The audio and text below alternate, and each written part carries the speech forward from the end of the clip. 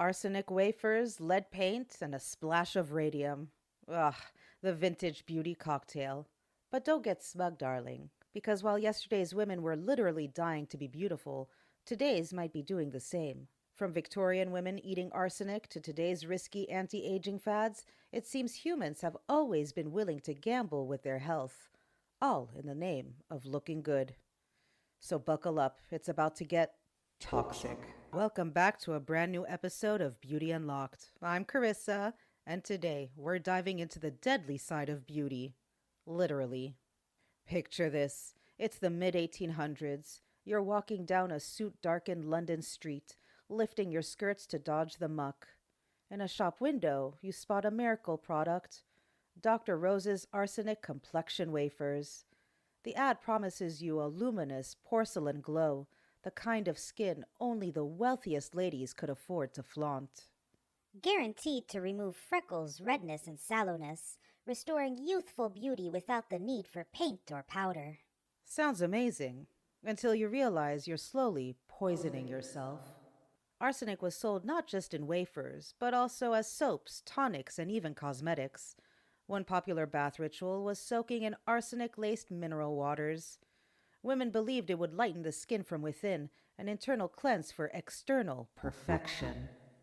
In the Ugly Girl Papers, 1857, beauty advice writer S.D. Powers cheerfully recommended.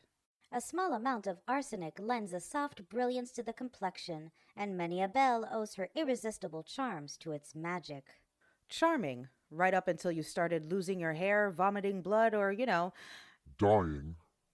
And let's not forget, arsenic didn't have a strong taste. You could ingest it slowly over years, with symptoms mistaken for other diseases. According to historian Susan Stewart, author of The Poet and the Poisoner, arsenic was so embedded in daily life that its dangers were normalized.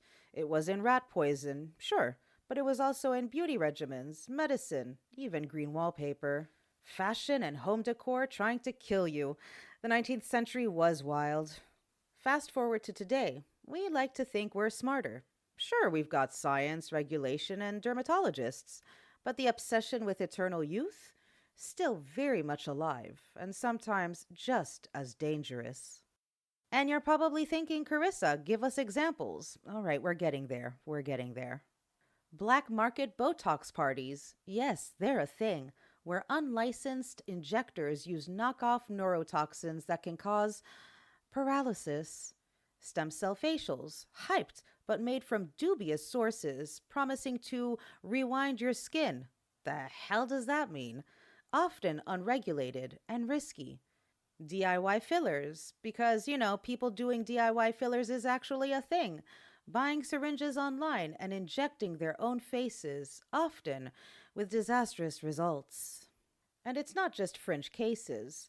The American Society of Plastic Surgeons reported a 35% spike in under 30 cosmetic procedures in just the past 2 years.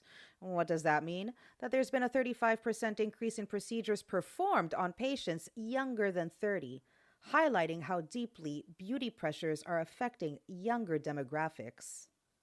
Dermatologist Dr. Michelle Henry put it bluntly in a 2023 Allure interview. The pressure to stay young is so overwhelming that people are willing to gamble with unproven, sometimes perilous procedures. The market is exploding faster than the science can catch up. So basically, today's Dr. Rose's Arsenic Wafers are your cousin's Botox hookup on WhatsApp. It's just a new century, my loves, and a new and different poison. But why? Why are we, across centuries, so ready to sacrifice our bodies for beauty and eternal youth? In Victorian England, a woman's entire future could hinge on her appearance. Marriage wasn't just about love, it was survival. Good looks meant better offers, richer husbands, better security. Today, it's not marriage proposals at stake, it's opportunities, relevance, social clout. Especially under the harsh glow of social media filters and HD cameras. Dr. Renee Engeln, author of Beauty Sick, says it best. The beauty ideal is not simply about attractiveness, it's about power, success, and belonging. People internalize that their worth is tied to how closely they can align themselves to this unattainable ideal. And let's be real, when every app, every ad, every influencer screams that youth and beauty equals worth, is it any wonder people reach for dangerous shortcuts? From arsenic wafers to stem cell shots, the story remains the same.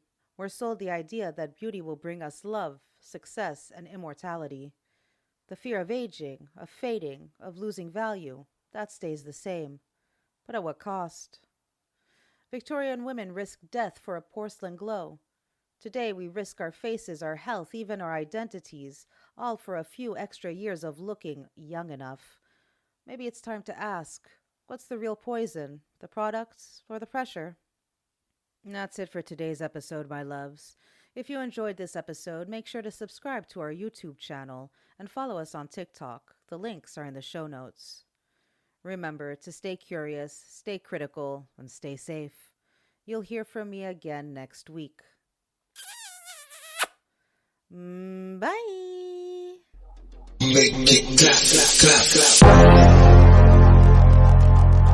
Make it clap, clap, clap.